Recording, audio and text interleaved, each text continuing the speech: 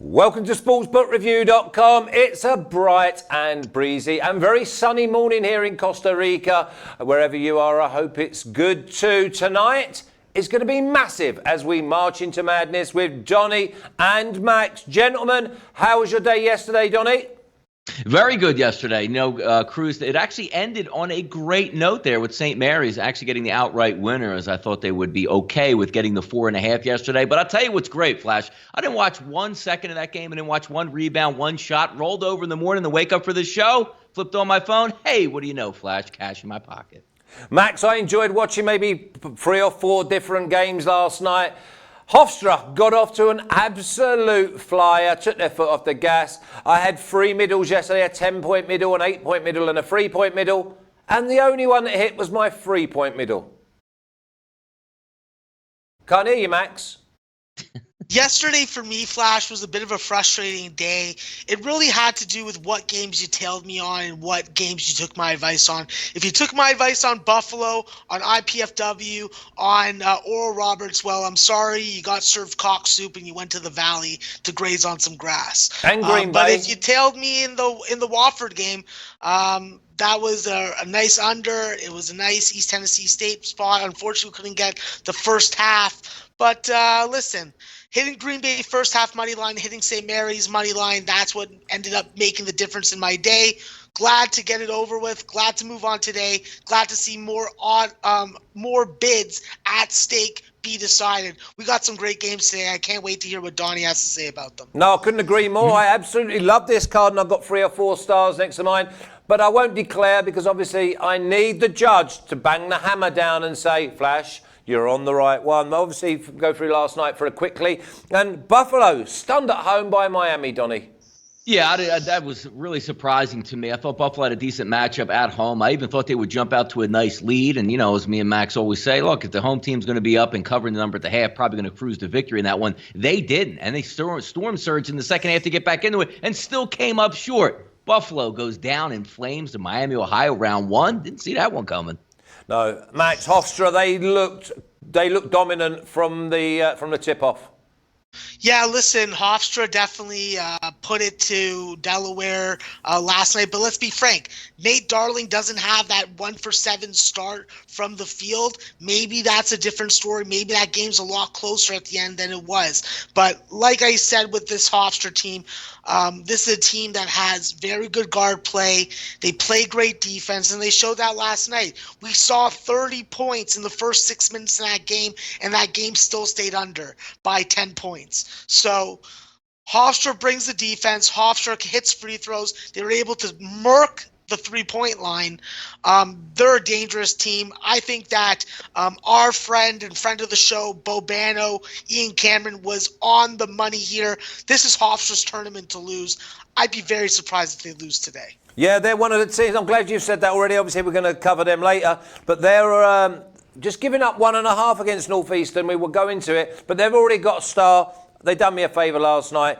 Even though I had 137.5, 147.5 middle, and it came up at 136. Okay, Donnie, what about ETSU? Wofford didn't turn up, and they just went, thank you very much.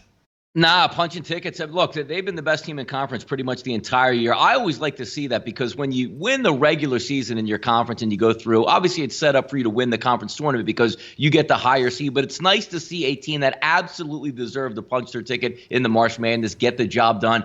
These are fun teams. And look, as I preface by saying this, it's kind of funny, like the way of a handicapper evolves. Like when I wasn't really in the business, I was really good at picking brackets in March Madness because I focused on the big Power 5 conferences. But now, settling in and finding where the value really lies in these games to me, in the lower level games, the mid-majors, not the high major type stuff, it's always nice to see these teams get in because that underlying value in the first round of games where the average novice says Seton Hall versus East Tennessee State, no, there's no way this is going to happen in this game. Well, look, there's value in these games. This team deserves to be there. They're going to play defense. They'll be efficient on offense. Fun team to watch in the tournament if you're betting underdogs.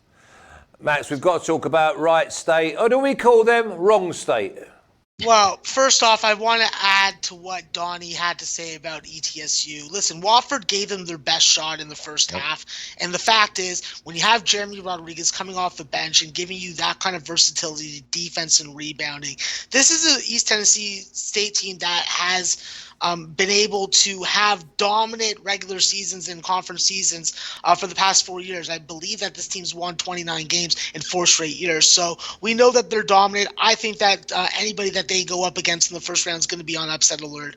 And definitely nice to see East Tennessee State show how seasoned and how good their depth is by having such a dominant second half versus Wofford. But with Wright State, let's plain and simply say it. Wright State was slurping the rum, went out on the court, was sloppy. They could not stop the early attack of Illinois Chicago. And the simple fact was Illinois Chicago been averaging 7+ more points in first halves within the tournament than they did in conference season. And we saw that again. It got them the win. It got them the big lead. And they're able to coast through. Wright State just wasn't able to get their offense on point. It was sad to see. It was sadder to bet on. But if you hit Illinois Chicago in the first half, well, you got a piece of change there. Donnie, Zags and St. Mary's both go through. That's exactly what I wanted to see, because, look, I love BYU, and I think BYU even versus Gonzaga would have been a really fun game to watch. But these two teams, the contrast in tempos and who wants to impose their will, which it seems like Gonzaga usually imposes their will, this should be a good one to watch. But also last night, one of the games that I was putting out some cryptic tweets late in the day yesterday, because on the show, I like the +7.5 in the first half for San Francisco against Gonzaga, because that long layoff coming to town, that was a great first half. You even saw Gonzaga get up as many as 10 points early, then the game be tied with 5 minutes, and then about 2.5 minutes to go, Gonzaga extends it to about a 7-point lead, so you're still sweating that out. I was waiting for the 8 points in that game, which actually didn't happen, and shifted from a 7.5 to a 7 in the first half, so I laid off that basketball game. But two really good teams. BYU is going to be in the tournament. St. Mary's will be in the tournament, as well as Gonzaga. This will just be a fun game, and these are the type of environments that I like, because you don't have that ultra pressure that sometimes you'd have in the past, like St. Mary's has to win this game if they want to go to the tournament. Both of these teams are in. They're going to let it fly in this game, and I can't wait to watch it, Flash. Okay, everyone in the chat. I've got no computer this morning because it was locked away by IT, and they're not in yet because obviously I'm in before the postman. Now, I don't want you running riot. Donnie, you're going to look after them today in the chat. And remember to subscribe, press the button, and we will let you know, notify you, and let you know whenever we're going to be doing any content. So you have never, ever got a reason to miss out. Just a quick one then, Max. The Zags against St. Mary's. Listen, St. Mary's versus Gonzaga is definitely going to be not as low scoring as the game last night was, which I was completely wrong on my play of the day. For everybody that wants to hear me say how I lost plays, there you go. You got your fucking fill, you sons of bitches. And I'll say this. Listen, Jordan Ford showed why he is one of the most dominant, probably the most dominant point guard in the WCC, when he was able to stop on a dime, collect his balance, go up straight, hang in the air, and make that goddamn game-winning shot. Well, I'm sorry, but I don't think he's going to be able to replicate that again against Gonzaga. I think that Gonzaga got their scare against San Francisco, who matched up quite well with them. They were able to get the ball, move in transition well, and they didn't allow the defense to set up. There was a lot of attacking by Bouye, Shabazz, and Charles Midland. I think with St. Mary's, you're not going to have that same kind of guard play. I think Gonzaga is going to be able to take care of business a little more easily than they did against San Fran last night. Okay, well, we'll go through that one a little bit later and give you the spread, but we're going to crack straight on now. Here we go. Pittsburgh -1 versus Wake Forest. Donnie, you know the drill. Neutral or home court? Neutral court, Greensboro, North Carolina. So, you know, they always like to put it down there so Duke and North Carolina can get certainly big crowds and big tickets at the gate. But we're taking a look at this game. I got to tell you, I understand it's neutral court. I have not been a fan of Pittsburgh all year long. They crash and burn late in the season. They're not used to winning, especially on the road. Now you put them in a neutral court site. And Wake Forest, to me, who got better as the year goes on. Now, maybe the record doesn't overall show it, but opening up Wake Forest as a -1 and now seeing it shift to Pittsburgh as a -1, it's one of those where sometimes I just take a look around, like even on the Bradley game on Sunday where the line is crashing from a 140.5 in a total down to 132. I'm trying, did somebody get suspended? Is something I know about? This is Wake Forest or nobody for me in this game. Wake Forest, to me, will be able to get some tempo. Pittsburgh just likes to slow it up, muck it up, and hope you have an off-night shooting. But Wake Forest, to me, is more talented a basketball team than obviously Pittsburgh is. And yes, we're playing in North Carolina. Wake Forest is in North Carolina. I don't understand the number. I don't understand the move to Pittsburgh. It's Wake Forest for me in this one. Yeah, totally agree, Donnie. Let's hope that Max gives us a full house. Max, Pittsburgh -1. Opened up at +1.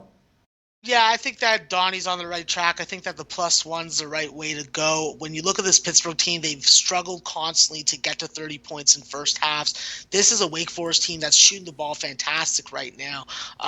They're making their free throws. Listen, this is a team that dominates by driving to the bucket, inducing the other team to foul them, and getting to the free throw line. They do it frequently. They hit over 75% of their free throws as a team. They make 21 at least a game. That is something that benefits an over. That's something that benefits a side in a neutral court environment, even though Greensboro's played in this building already. I think it was against Davidson. I'm not sure. I'd have to look back at the game logs. But this is a spot where I look at Oliver Sarr having advantages versus Champagne, and I think that Wake Forest is going to be able to get this win. This is a short number on them. I think that they're the better shooting team. They can defend just as well as Pittsburgh can. They're more consistently offensively. And if Torrey Johnson is in the game, that just adds to the depth that they have off the bench that can contribute scoring-wise. So Wake Forest or pass for me. Any thoughts on the number total? Listen. The number went down from 139 to 136, or 136.5 right now. I don't have a play on the total right now. I have to look at it a little harder. Okay, no worries at all. Well, look a little bit harder, but not before you go to North Carolina, which is a must-win for them. -4 against Virginia Tech. Yeah, this is a spot where I did like North Carolina on the opener, but now going up to 4, I'm probably going to just lay off this spot. This is a spot where you would definitely say that on paper North Carolina should win. Going back and looking at the last matchup, Virginia Tech suffered through quite a few scoring droughts within that game, was able to push it to overtime. But I do not think that with a contributing scoring-wise Christian Keeling adding to the depth and the advantage in the front court from Garrison Brooks and Armando Bacot, that Virginia Tech's going to be able to have their way this game. I think that's going to take a very good three-point shooting performance from Virginia Tech to win this game. And with backdoor coverability and teams fouling to the end, this is a spot where I got to look at the over and I got to just lay off aside for now. Yeah, Donnie, I looked at this game and thought North Carolina and Wake Forest in a parlay, 2 out of 2, number 1 game, number 2 game, and we'll just go from there.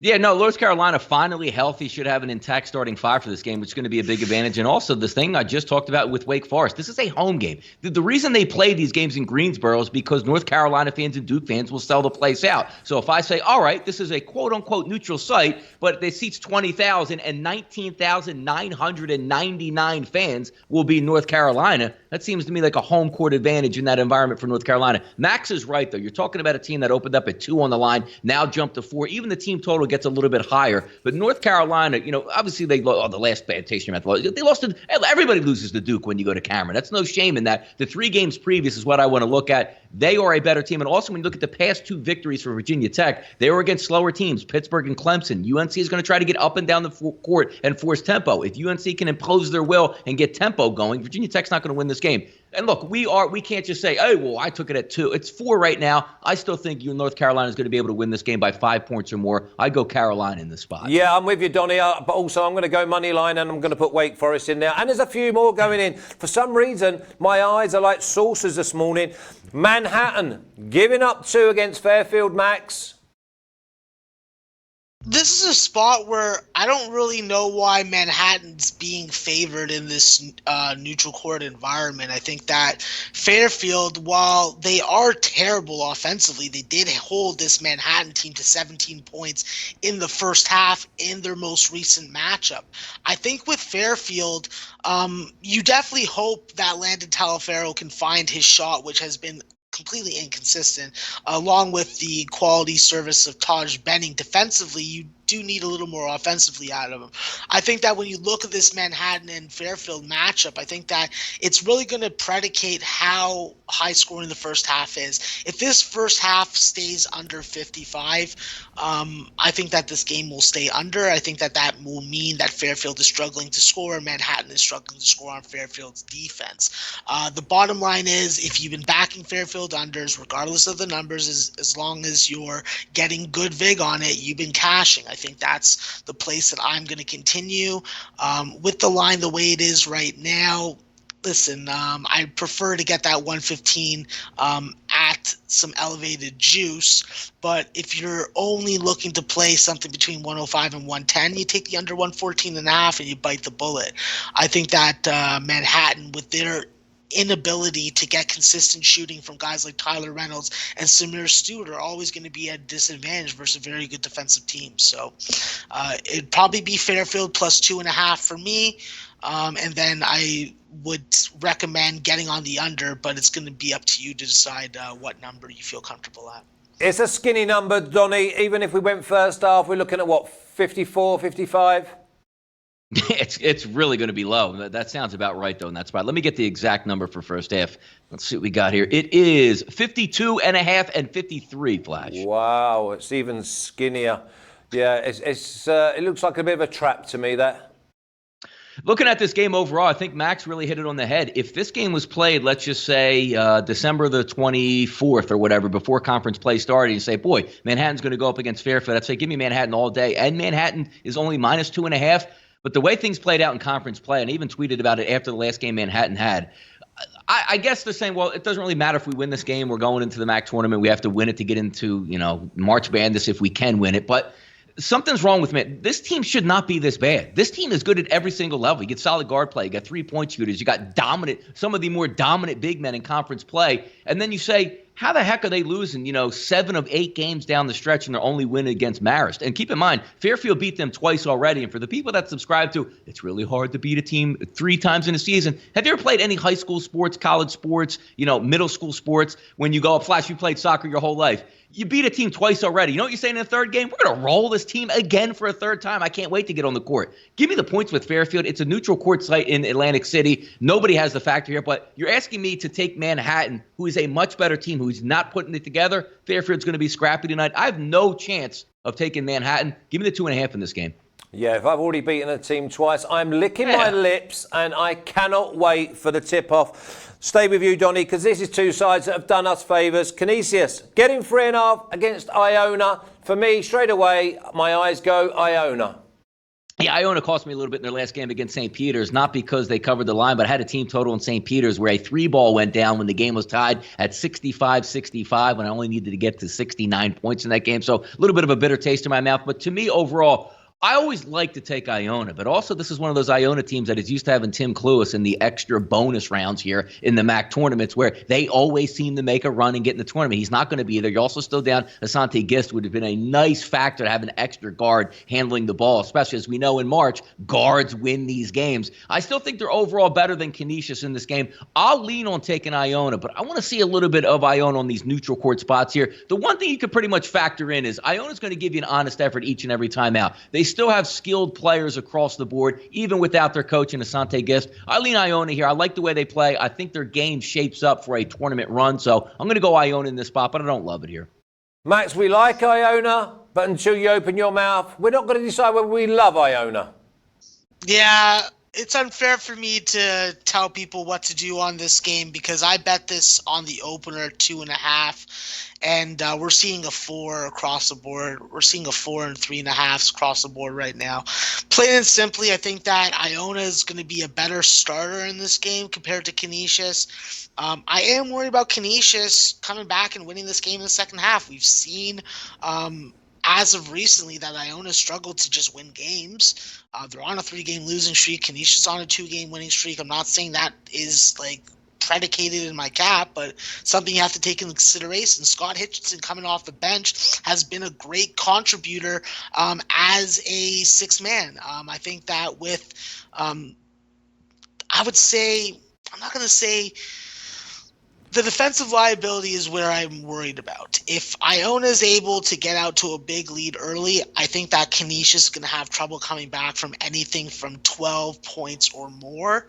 But if they're down 7 or 8 points at the half, this is a spot where I think that Canisius has the ability to come back. They've shown it in second half so far. This is a team that's been able to put up 39 points in second halves and limit their opponents to under 35. If that's the case, this has backdoor coverability on it, but at this point, I'm on Iona the 2.5. I can't tell you to get on the 3.5 right now. But for show purposes and to end this rant, I'll just say Iona first half would be the play that I would recommend you get. And that's exactly what I've wrote down. I've just gone Iona first half, maximum -2, happy, star, move on. Now, which Niagara's going to turn up here, Max? Because they're against Marist. Marist are just giving one, so it's basically a pick-em. What Niagara are we going to get? Are we going to get a Niagara that gives us +80 or one that gives us sub-60? Yeah, this is definitely a tough spot for me to pick a side on. I lean toward Marist on this side. Marist has just been able to do a very good job defending this Niagara team. And I think that defending the three-point line, using size to your advantage is going to be key. When we look at Marist, listen, this is a team that definitely has had their times where they've been able to dominate shooting the basketball, but they are doing something that is going to benefit in this game, is not putting teams on the line. Niagara's a good free throw shooting team. They have a lot of penetrating guards. You do not want to give them free opportunities to score with the clock stopped. I think that's going to be really important for them to do a better job of limiting James Towns and Marcus Hammond from the three-point line. Marcus Hammond was able to really go off against them last time that they played, but the fact was nobody else was. When I look at this Marist team, listen, they're not going to impress you off the score sheet. Michael Cubbage is nothing to really bat your eyes at, but I think that this team plays very good fundamental basketball. They can play on a neutral court. They can play on their home court. I prefer backing them on my home court, but in this matchup, by my numbers, I had Marist as a 3.5 point favorite at a -1 or a pick'em situation. Marist would have to be the spot for me. Yeah, and that's the big one, Donnie, that if Niagara were at home, we would be a little bit more cautious. But as it's on a neutral, we fancy Marist to travel better. Yeah, no, I agree with you. But I do want to get to the chat box. I'm going to read this in your dialect here for you, Flash. I want you to answer this. Hey, Flash. Tommy Craig from Corey tipped me off to your infamous performance versus Leeds. Great stuff, pal. Cracking. Yeah, Tommy Craig, who's a famous actor from England, who's actually, he invited me up to Toronto, Max, because he's filming, is it Murdoch Mysteries they film up there, and their 14th season, so he's had plenty gravy, and he's been having plenty worms for the last 14 years, and we love Tommy because he's a Wednesday fan, and we're all Wednesday. Okay, thanks for that, Cal. Let's get back to this. Marist, Niagara, going with Marist, yeah?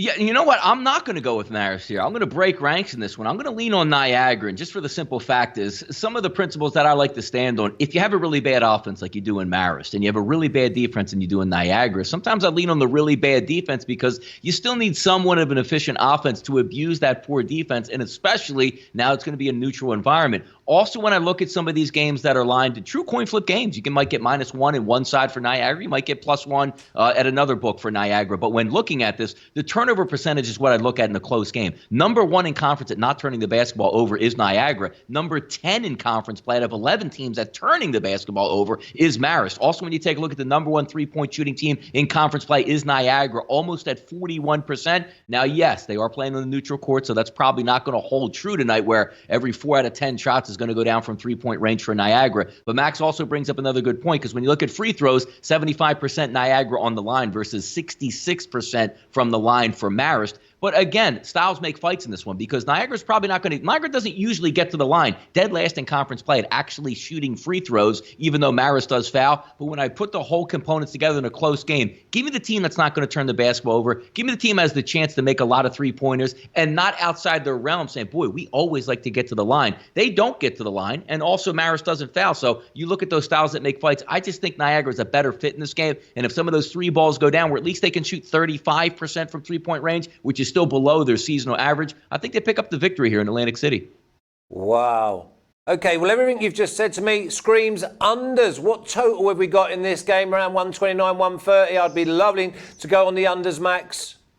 Yeah, it's down to 127 or 127 and a half. So definitely the line is agreeing with you there. I think that if this is a Marist type game, they're going to shut down Niagara and limit them under 60 points. So, Yeah, I mean, I like that. all they got to do is win by 2, So No, exactly. Listen, I'm going with Maris. I'm going Maris first half. And I'm going to go with the under. I'm going to 127.5, maybe pick up the 128. And if they have a fast start and someone thinks that they're going to continue, you might even get plus under 131. And then I love my middle then. Okay, UIC getting 4.5 against Northern Kentucky. Northern Kentucky done a job on us last night, Donnie. Good game here. And this is going to be one of those where, look, the Horizon League tournament, do you ride that hot hand? Because that means a lot. When teams are stepping up in rhythm, there's ultra confidence. And you saw the IUPUI game, 93-59, they picked up a win. Youngstown State, 67-61, and then blowing out Wright State, obviously, 73-56. Now you go up against a Northern Kentucky team that was still trying to figure it out during the season. Dantez Walton missed a good portion of the game, a good portion of the season that we talked about, but also getting Green Bay last night, 80-69. I got to tell you, in these spots, I really want to take Northern Kentucky because I think when stars shine, Dantez Walton, they got a couple good guards they can certainly use. But I'm telling you right now, sometimes you have to throw the seasonal statistics out where you say UIC's offense really doesn't produce. Because if you just look at conference play on the season, in a 10-team league, UIC on offense, 9th. UIC, worst team in conference at turning the basketball over on offense. Not a good rebounding team. But sometimes styles make fights, as we talk about. When you have a hot team playing with loaded confidence, I'm going to lean on that. And as much as, look, I'm probably not going to have a wager on this game, and I do want to take Northern Kentucky, but what Illinois, Chicago has been doing down the stretch and staying hot with their perimeter players, I'm going to lean on that. I think they can win this game outright. I do. Max, guide us, please. Yeah, I think that this is a spot where I'm going to keep on doing what has worked for me when it comes to UIC. That is ride them in the first half. Northern Kentucky, once again, had a very inefficient first half versus Green Bay and then had a monumental freaking comeback that got them the cover. I think against UIC, if you do that, it's going to be a little more difficult to come back because this team can actually defend. I think that when you're scoring 40 points in the first half like this UIC team is, you take them on the first half, maybe you reevaluate then. But the total is what's more interesting to me. We saw this total open up around 126, 127. This is about 8 or 9 points off the closing line from the last time that these guys played. I think that this is a significant line adjustment. And I'm going to have to do a little more digging, but I may be looking to go the other way. And all you really need, in theory, would be a high-scoring first half, which UIC has shown an ability to be able to contribute.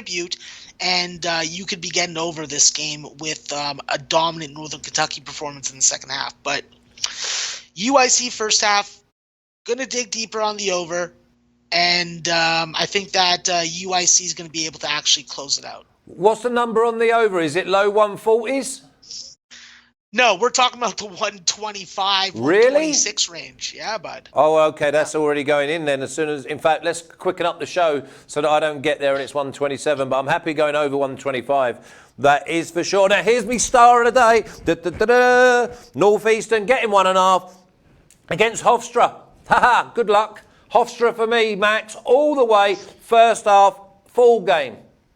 Yeah, listen, this Hofstra team definitely is going to have the toughest matchup of their tournament so far going up against Northeastern. Northeastern has played some very good first halves where they've been able to build up leads. And look, last night they got backdoored if you got that +9. I think that with this Northeastern team, you're going up against a team that is just as defensively responsible and defensively efficient as they are. All their guards guard. They have definitely a big man in Isaac Conte, and then with the services and rebounding skills of Tariq Coburn, I think that is going to be a highlighted difference tonight between these two squads. I think when you look at this Hofstra team, this is a team that has done just a fantastic job of adjusting in game and then taking away what has been successful on offense for you. They did that to Delaware early. There was 30 points in the first 6 minutes, and then Hofstra put the freaking clamps on it, locked it down, locked away the key, and threw it in the river. I think that tonight, Hofstra, like Bobano has been saying, this is a Hofstra team destined for March Madness, and it starts tonight with beating this Northeastern team and punching their tickets. So yeah, when I've Hofstra's for me. No, I 100% agree. They're my biggest star of the day, and I looked at them. I've watched them a couple of times, and I'm like, good movement, strong chain. They're all in sync with each other, and I love that. I absolutely love that from a professional, athletic point of view. I just think that they do the job, and I really like them. Donnie, you going to join us with Hofstra? Everything makes sense to take Hofstra because you have everything that you like. You know, I just preached about it with UIC. You're coming down the stretch. You're red hot. You have like one loss in the last month and a half. All cylinders clicking. You saw the emotional interviews after the game where Hofstra's so close again they can taste it, and they're not going to let this ring get away and punch their ticket in the March Madness. And everything sounds great. And then when I flip it over and look at the actual matchup itself, it's a great matchup if you're looking to bet Northeastern. Now, when you take a look at Northeastern's overall conference schedule, it doesn't look that impressive. And you say, boy, man, Hofstra's rolling in the high 70s, 80s every game. Hell, even the last game when they had senior day at home, I took the team total over for Hofstra, and they damn near hit it by halftime. They are as impressive as it comes. But when you take a look at the games in conference play outside for Northeastern of one game where they got drubbed by Delaware, take a look at these losing scores. 66-64, 74-72, 76-74, 76-74, 59-58, 74-69, 75-71, 75-72. They're in every single game. This is going to be an absolute dogfight, and you're talking about two teams here not rested and ready, as I like to say coming in. Hey, 4 to 5 days off. These are back-to-back-to-back-to-back games in a high-pressure environment. So instead of taking a side and saying, no, I'm going to buck the trend and go with Northeastern, I don't preach unders because I think the only way you win an under is if you get absolutely lucky. It's not your capping skills, but this game screams under to me because of how much is on the line and how close these two teams should be in this game. I lean on the under in this game here, Flash. Yeah, well, the other thing I would say is Hofstra had a half off last night. They'd done the job first half, and they just played with them second half. They kept the ball, they hid the ball, they stuck it up their jersey. Massive game, St Mary's getting 9 against the Zags, Donnie. Yeah, you know what? This is interesting. And I saw Max gave a nice little breakdown earlier for a preamble for us, and also even before me talking about, how the two games went last night. This is a really different environment because, again, I'm going to preface by saying it. Usually you would look at this game and you'd have St. Mary's with, their feet to the fire. You have to win this game. You're going to play close. You're really going to be dialed in. But I think in this type of an environment, you're in Las Vegas. It's a part. Yes, of course they want to win the WCC conference tournament for the Gales. But I just think this is one of those games where you saw the fight because you didn't want to leave it up to the people that are going to say, you know what, who's going to be in that room and going to give them the vote to move them on in the March Madness. They handled their business and knocked off BYU. They handled their business in a close game the previous night, playing into overtime. Now they're looking at this game as we're playing with house money. If we win it, we'll cut down the nets. If we don't, we still get to play in March Madness. So honestly, I give the advantage to Gonzaga in this spot. I know St. Mary's going to play free and loose, but there's no longer that pressure. They're already in the tournament, and Gonzaga is just built for this. This is their tournament. This is their house. They saw after a long layoff, they got a fight from a really game San Francisco team. They're going to be in rhythm. Their sight lines are there. They're used to this, as I said. Give me Gonzaga in the final here to win it and cover. Max, what's the total? Yeah, it's going down right now. It opened up at 148.5, all the way down to 143 or 143.5. This is a spot where I'm going to watch the line move, and I'm going to do what's been cashing for me in every Gonzaga game for the most part that I've been betting this season. I'm going to keep on hitting these first half overs. Listen, I had this line projected between 67 and 69. Now with this extreme line movement, I'm seeing a 67 at Pinnacle. It's a spot where I'm going to continuously get on. Listen, they may have put up 101 points last night, St. Mary's, but if they want to be in this game, they are not going to be able to do that. This is a Gonzaga team that is going to score 36 to 40 points on most games in first halves, and that included last night.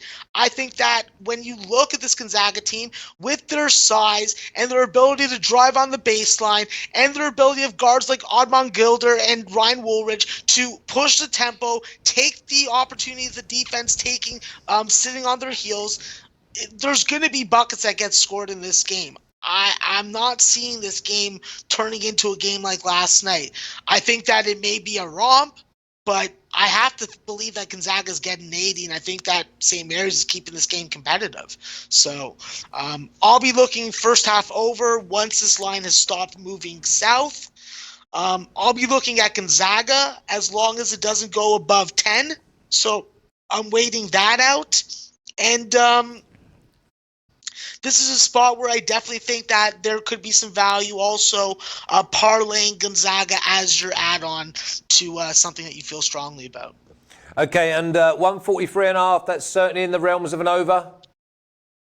Yeah, I think that you have to look at it like that because my impression of watching Gonzaga basketball is always that they always have the ability to get to 80. So if you get to 80 and St. Mary's is going to care about this game, well, then they're going to be somewhere in the 65 to 70 range. Okay, I think this might be one of them games where they get loads of points, then they drop off, and they go again. I think there's going to be waves of points, so I think there's definitely the opportunity to go middle something very nice and get paid both ends, which we all like. Now, let's move on. Max, Maryland Eastern Shore against Delaware State, and Maryland's, well, they were at +1, and now it's a pick'em. Yeah, this is going to be played at Scope Arena, so this is a neutral court environment for both these teams. And the fact is, Delaware State's done a good job of scoring the basketball against this University of Maryland Eastern Shore team. And what have we seen from University of Maryland Eastern Shore as of late is that the defense has been quite leaky. They haven't been able to win a game in quite a few. This is a spot where I think I have to look at Delaware. I have to look at the combination of Pinky Wiley, John Crosby, and company to be able to score the basketball that they would. If you get Amin Bennett getting 20 points out of him, if that you're getting that kind of production out of him, well, this is a Delaware State team that's going to be hard to beat. I definitely recognize that with guys like AJ Cheeseman and Ahmad Frost and Gabe Gamafi, these are guys that can play good defense, have good length, and can make shots when you need them. But this is a spot where I think that in a neutral court environment, I think that Delaware State's going to be able to do a good job of getting to a good start. This is a team that's averaging 41 points in first halves as of late. Maryland Eastern Shore is relying on defense, and it's just not working. They're giving up close to 40, and they're only putting up about 28. This game could be a spot where I think that Delaware State has a bigger edge on the first half than full game. I would suggest looking at that number, and this is a spot also where at the number with the skill on offense, regardless of what we have the impression of on defense, this is a Delaware State spot to me. Yeah, nice one, Max. I've got a star next against Delaware State. Over the moon with that one, Donnie. Is there a star against Delaware State for you? No, there is no star in these next two games. This is where Max shines, and I don't want to embarrass myself by looking at a conference that I didn't see 1 second of basketball. So we will lean on Max and his expertise in these games here. Yep, and we're happy to lean on Max every opportunity we get. Now, talking about stars shining, tonight I'm going to shine as I hope to get many, many hands. Donnie, $100 bounty on our heads. To tell you all about the poker tournament tonight is Lee. Take it away, Lee. What's going on, guys? Lee Martin here to present to you UWager's third annual $1,000 Bounty Free Roll Poker Showdown with SBR. The poker tournament will be held on March 10th at 8 p.m. Eastern Time and will be broadcasted live over here at SBR headquarters. If you do not want to play in the tournament, but want to just sit back and watch the event from the comfort of your own home, then you can watch all the hot action on SBR's YouTube channel at SBR Sports. If you do want to participate in the tournament and want a chance to win some extra cash for March Madness, then simply sign up for the tournament via sbrvideo.com/poker. You must have an active UWager account in order to participate in the tournament. So, if you do not have a UWager account, do not worry. Signing up is very simple, and we have everything you need in order to sign up. Just head over to sbrvideo.com/poker. Click Join Now, fill out the information boxes, then wait until March 10th to register into the event. Registration for the tournament will begin at 6 p.m. Eastern Time, 2 hours before the event commences. Registration is free, with a $1,000 prize that is up for grabs, and that is not the only prize to offer. There will be a $100 bounty on the heads of each of our 6 key personalities. The SBR personalities participating in the tournament are yours truly, everyone's favorite man Flash, Donnie RightSide, and Sports Keg CEO Jason Paglia. There will also be 2 members of the UWager family joining us in-house at SBR headquarters. So take your chances by joining us March 10th at 8 p.m. Eastern Time and try to knock us all out to win $1,000 or more. Again, if you want to participate in the UWager $1,000 bounty free roll poker tournament with SBR, then head over to sbrvideo.com/poker and join now. Registration to the tournament is free, so why not join in on all the action and play for a chance to win $1,000 or more? Be sure to stay tuned to SBR's Twitter page at SBR Sports Picks for all updates regarding the event. Also, be sure to subscribe to SBR's YouTube channel at SBR Sports to receive all content updates. It's going to be a very fun and intense night on March 10th, so I hope to see you guys then. Yes, Lee, really looking forward to that. Donnie, the nerves are already coming through because it's played on the internet. You can watch us on SBR, and I'll have my glasses on just so you can't see what's going through my little head. Let's get back to the real action. Alabama A&M plus 13 against Prairie View A&M, Donnie. Massive total. Yeah, massive total, massive game that I don't really know any of the players, so we'll flip it right over to Max and we'll have some fun with this. Max, just give us one reason why this is plus 13. Yeah, Alabama A&M struggles to get to 25 points in first halves. This is a team that regularly has produced under 65 points in a game. This is a Prairie View A&M team that is definitely a lot more dependable at home than on the road. This is a conference tournament game that will be played on their home court. With Prairie View A&M, they just have a multitude of different ways to beat you. They are going to be highly efficient within 2-point range with Devontae Patterson and Jared Andrus. With what's his name? Fucking Antoine Lister. Antoine Lister's definitely impressed me over the last, I would say, 10 to 15 games. He has done a very good job of being a good on-ball defender, being able to penetrate the rim and getting good looks at the bucket and being able to pass it up. I think that with his ability to, first off, he has to stay on the floor. There is an issue with him guarding without fouling, but as long as he can stay on the floor, he's going to take good looks at the bucket. You're going to take high percentage looks. It's a team that does not rely on the three-point shot. They do not rely on shooting from distance in general. This is a team that has very good leapers. They get on the offensive glass. They get second chance opportunities. I think that you want to see how Prairie View comes out in the first half in this game. That's where I think that the value is. Full game, Alabama and A&M with the combination of Cam Tucker, Cam Alford, and Garrett Hicks. These guys can make shots and backdoor it in the second half. I think that these guys played recently, and I think it was a 17-point win for Prairie View A&M. So the line is probably about on point here. I think that Alabama A&M fouls to the end, and I think that this game goes over the number about 132. But I got to look at Prairie View A&M first half instead of full game. Okay, so we go 132.5 over full game, and we're going to have a little look at Prairie View first half, giving up what, 7? Yeah, it's going to be 7. Okay, that's fair enough. Okay. If you're gonna see 7.5, I would actually lay off of it. Okay, so 7's the number for a push. Okay, Hartford getting 7.5, going against Stony Brook. We've not mentioned Stony Brook for a while, Max. Yeah, I'm a big fan of this game, and a friend of SBR, one of the great writers that put out articles every day, Jason Radowitz, he is a Hartford alum. I am down with Hartford in this spot. Plus 7.5. Let's make it short and sweet. Malik Ellison is the most dominant power forward in this conference. He is regularly putting up double-doubles with the combination of Miroslav Staffel and Tracy Carter running the point, the graduate point guard. I think Stony Brook is going to have their hands respectful all game with this Hartford team. They're responsible defensively. They can make good decisions with the basketball. I think that Stony Brook has a lot of trouble with this Hartford team, and I wouldn't be surprised if Hartford's up at the half. Hartford plus 7.5. Okay. And would you take the plus, what's it going to be, like plus 4 in the first half?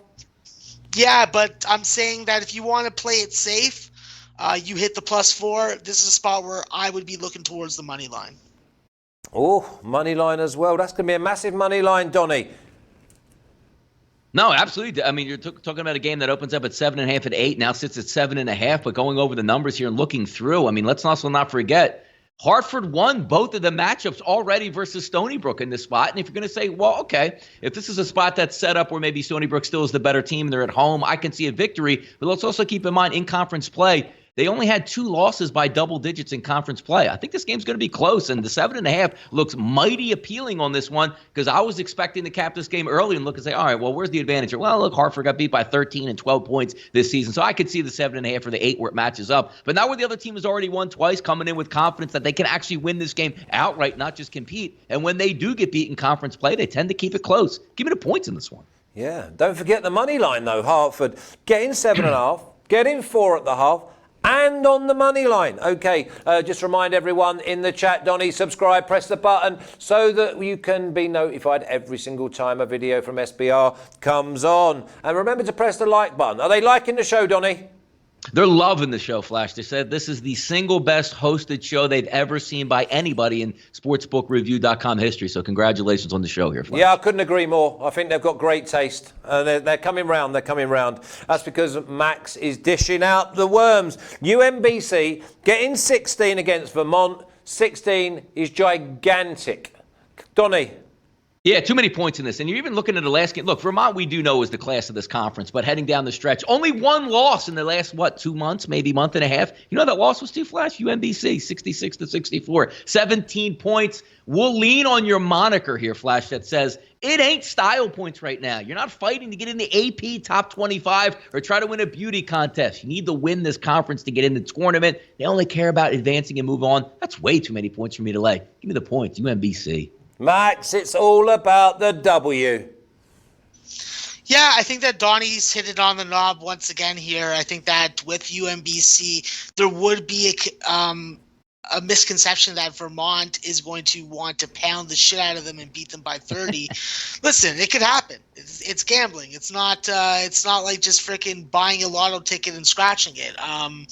With this Vermont team, listen, you have to get productive offensive contributions from other guys than Anthony Lamb. And if Steph Smith, my guy from Ajax, Ontario, can step up and in and do what I thought he would be doing consistently this year, well, this is going to be a hard team to beat a second time in one season for UMBC. Listen, with RJ Rock for UMBC, this is the guy that I think that is the most important piece for UMBC's offense tonight. He can get to the free throw line. He's going to take good shots. He's going to freaking be effective and efficient with the basketball in his hands. The issue is fouling, which is a lot of great players that score points off transition turnovers.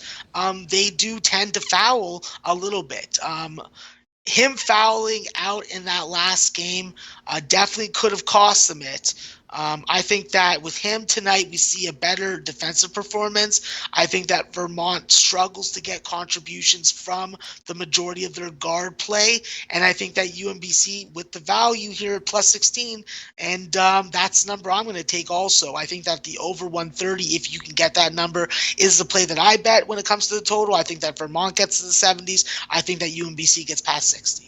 Okay, so are we looking at UMBC maybe plus 8.5 first half as well? Listen, I think that it's definitely a good look, but there is a possibility that UMBC has to regather themselves at halftime after getting put down by 10 to 12 in the first half. As far as I'm concerned, this is a game where I prefer and see better value full game, and I'm just going to let it go first half. Okay, now here's another game that I've got starred. St. Francis, PA, giving up 1.5 against Robert Morris. We like both of these normally, Max. Are we going to come down on one today? Yeah, this is a tough game for me to get on either way because obviously this is two teams that have been making me money all year. But the reality is, when I look back at my early season projections, I did not have this type of season projected for Robert Morris. I think that with St. Francis, this is a team that's been to he's been to the final a bunch of times, have been able to lock it down. Well, now I think that this is their time. I think that with Keith Braxton, we're going to see the versatility and the professional ability of this player. This is the guy that I don't see getting drafted, but I do see on an NBA roster in a couple years. I think Keith Braxton's going to be able to use his size, his athleticism, and his ability to use his court vision to get his teammates in the game. I think being on Robert Morris's floor is definitely advantageous for them. I agree with how this line is flipped. I see St. Francis being able to go out on the road and do what they haven't been able to do in past years and beat Robert Morris on their home floor and get this freaking ticket punch. So the numbers definitely like St. Francis. I like St. Francis more, and I think that with Robert Morris, listen, they've had a fantastic season. They are the number one seed, but listen, they're not unbeatable, and I think St. Francis gets it done today. Donnie, we love the visitors. Look, it's going to be and the same way that Kansas. You don't just go into the fog and knock off Kansas. Flash. You don't just go into Moon Township, Pennsylvania, and think you're going to knock off Robert Morris. And I don't think it happens again tonight. Already knocking out one St. Francis team. I think they can make it two. But that line is ultra telling. When we're in the handicapping business and just going over games with numbers, you look at the line makers, figuring they're the smartest person in the room. And there is a reason that St. Francis is going on the road and lined as a 1 to 1.5 point favorite. This is going to be a close one. I'm going to lean on the home team in this one. I don't have a decided advantage.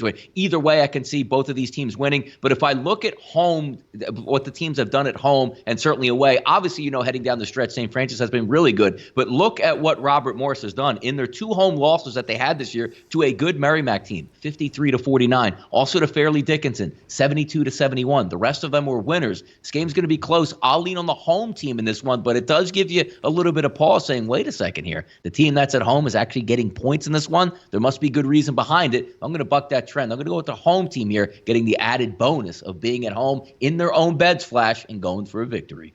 Max, what's the total full game, please?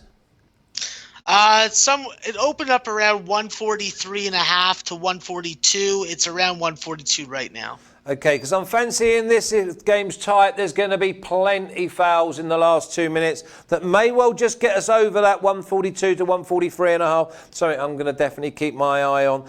Remember, that's 7 p.m. Eastern time. So that tips off just an hour before the poker tournament. Now, Howard getting 6 going to South Carolina State, Max. Yeah, this Howard team definitely has stepped it up as of late. I think that was South Carolina State. This is a team that's been very dominant at home, done a good job of benefiting your bankroll when it comes to conference season. And the fact is, when you look at the South Carolina State team, they hit their free throws.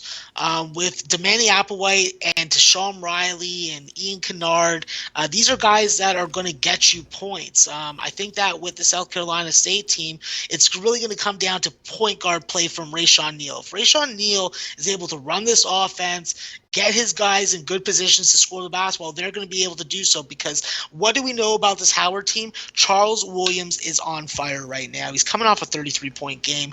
Throw in the fact that you have good contributions coming in from Wayne Bristol and Nate Garvey. This is going to be a Howard team that's hard to stop on, even on the road. This is a spot where I look at Howard's defense being able to succumb to some of South Carolina State's offensive scheme. It's really going to depend and come down to what kind of scoring first start we get. If we get a first half scoring start where both these teams are struggling to get to 30, then this game is staying under, and South Carolina State is probably going to be able to find a way to cover it late in the game, as long as Howard puts them on the free throw line, which is probably going to happen. But if this is a higher scoring first half, that's going to suit Howard. That's going to suit their three-point shooting ability, which is shoot 38%.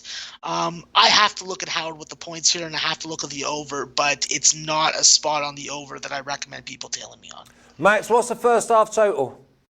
First half total is going to be around, I don't have the line right now. I think it's around 67 or 68. Maybe Donnie has the lines up faster than I do. -3, South yes. Carolina State first half, 69.5. Yeah, 69.5. Yeah. That looks like an under, doesn't it? That's a lot. That's a lot of points if they don't get off to a good start. Yeah. That's something that you got to look at live if you're looking to make a play on that first half total. Yeah, I mean, I'm just worried and thinking there might be a nervy start. Let's feel each other out, and they miss maybe 3 or 4 minutes of the game, and then 70 points, 69.5. I like the under there definitely. How'd you like the totals, Donnie? Yeah, I'm going to plead the fifth in this and use my intuition on a game a little bit later, so I won't twist and turn anybody's hand on this one to bet. So okay, the fifth, is that still allowed? It is. He's in America, of course. Okay, well, let's go with Grambling getting 4 at Texas Southern, and have you got the gavel out? Come on, the judge. We love that. I plead the fifth. Okay, and that's granted, my learned friend. So Grambling +4 against Texas Southern. Max. Yeah, this is a spot where I got to look at Grambling with the points, and I got to look at the under 147 if you can still get it. Plain and simply, this Grambling team has figured it out at the right time of year. Texas Southern has struggled a little bit, has been a little bit inconsistent. I think that with Grambling, listen, their offense has not been anything to rave home about, but it's the defense. Allowing 24 points in the first half, 26% three-point defense, 35% from the field, only putting their opponent on the line 15 times a game. I think that this is a team that if they get the free throw line, they don't rely on hitting threes. They focus on getting to the rim. They are going to be able to score enough points and lead with their defense against this Texas Southern team. I think that when you look at them on the road, listen, they've done you dirty a couple times, but when you look at their road unders, that's where I'm looking. I'm looking at this line being 5 points too high on this total. I think it stays under. I think Grambling stays in the game. I think Grambling could win the goddamn game. Yeah, I mean, that's a great total. I love me 147.5, especially if we want to go under, Donnie. Plead the fifth. Nice. Let's move on then. Alabama State +9.5 against Southern. If this was 3 weeks ago, I'd be jumping all over this, Donnie, and taking Southern. Plead the fifth. Okay, Max, what do you got? Southern giving up 9.5. Yeah, this is a spot where you have the hottest team in the SWAC versus the coldest team in the SWAC. Southern's coming in, I think, on a 7-game winning streak. Alabama State on a 6-game losing streak. I think that Southern takes care of business in this first-round matchup. This is a team that has just dominated with defense, whether it be limiting you to 65 points, chasing you off the three-point line, doing a good job of keeping you off the free throw line. I think that's going to be an area of contention. Alabama State does a good job of that. I don't really think it comes down to it. I think that Southern really frustrates Alabama State. And the fact is, this is a team that has just been getting killed on the glass, struggling to get to 60 points. I think that they are going to be in for a rude awakening tonight. Southern has found their offense, 65 points in 3 of the last 4 games. I think that offense continues. I think that Southern wins this game by 13 to 16 points, starting off with a good half and allowing that 44% shooting percentage from within the field to take center stage. This is a team that wins with defense, has found a way to score the basketball. Southern or pass for me. Okay, I was wondering about Alabama team total under. What is it? I don't have an Alabama State team total. Does anyone in the chat? Well, we just get the chat to do a bit of work. They sit there every morning and do nothing, but they feed off us. Now they can give a bit back. We want the Alabama team total, and I'm looking at the under until then. Alcorn State getting 6.5 against Jackson State, and I don't fancy you're going anywhere near that gavel. Me? Which gavel? Come on, who's got it? I plead the fifth. You love it, Donnie. Are you on strike? Okay, Max. Alcorn State getting 6.5 against Jackson State. Yeah, this is a spot where I think that Alcorn State's definitely going to have to be able to get their three-point shot off early. This is a team that shoots 37% from the three-point line. Tremaine Crosby, Corey Tillery, these guys are the front and center offensive pieces for this Alcorn State team. Listen, Maurice Howard has to step it up from a shooting percentage. Same with the Shaw Andrews. You got to get all four of these guys going in the same game because you're going up against a team in Jackson State that is going to play good defense, but also has the offensive pieces to beat you. The one question that I have in this game is what is going to be the status of Tristan Jarrett coming off that Alabama A&M win. One thing that you did have to notice was Tristan Jarrett had a very poor shooting performance, 5 turnovers, only played 28 minutes, didn't start the game, and I don't understand what's going on with that roster. I think from a number perspective, Alcorn State has the value here at 6.5. I think that Alcorn State is going to press the issue, and they are going to force Jackson State to score the basketball with them. This is an Alcorn State team that has regularly put up 40 points in the first half versus Jackson State defense that has regularly allowed 25 points in the first half. Good starts are going to be monumental for this Alcorn State team.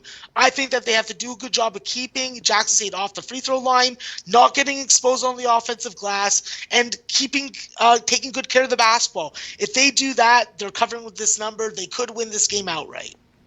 Well, that's one to have in play. Now, Donnie, North Dakota versus North Dakota State, and the North Dakota are getting 6.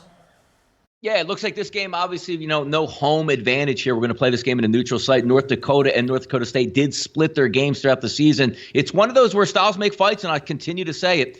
Both of these teams here, Flash, North Dakota State and also North Dakota, chase you off the three-point line, both number 1 and 2 in conference at doing that. So if we're going to look at two teams that really like to crank up the threes, which team defends it a lot better and chases you off? That is North Dakota State, second in conference at only allowing 33% of 3 balls to go down. If you take a look at North Dakota State, 37%, good for 8th in the conference, which is only nine teams in this conference. So if we get volume shooting from 3 and you can make it at a decent clip, you can stand on that. But again, we're talking about a neutral court environment. We're talking about two teams that are deadly from three-point range, but also two teams that hate each other. I'm going to lean on the points in this one. 6s and 6.5s are out there. We'll lean on that. Give me the points in this neutral court affair. Yeah, you've got the points. Now, what about the total? Are they going to go head-to-head and it's going to get personal? Plenty fouls, and they take the total over.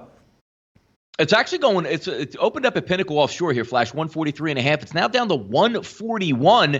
And again, I got to tell you, I am still leaning towards the under in this spot. Just give me some decent defense from three-point range when these two teams like to fire it up. Couple misses, a cold stretch of 3 to 4 minutes, and you got that under. I lean on the under, even though it's already moved off of the best number. Wow. I'm thinking that these two might be failing and might get 10, 15 points in the last 2 minutes, Max. Yeah, I think that with this heated rivalry, they're definitely going to get playing to the last minute. So I am a little apprehensive about jumping on this under right now, losing 1.5 points of value. This is a North Dakota State team that I thought was going to get eliminated yesterday, and that didn't happen. They smacked Oral Roberts with a sex toy. It was not pleasant to watch. It was not pleasant to lose on the total by 1.5 points. What sex toy was it? Well, obviously, the only kind of sex toy that you could swing and use as a weapon. Well, there's a few of them. You've got to broaden your horizons, my lad. You've got to get out from under that bridge. Listen, I don't plan on going back to that bridge for a while. Rough hands were not good on my Johnson last night. But as far as this North Dakota State team, I think that this is a game where as long as they get out to a good start, which they've been able to do in recent games, they have to hold this North Dakota team under 67 points. If they get north of 67, the first team to get 67 is going to win this game, in my opinion.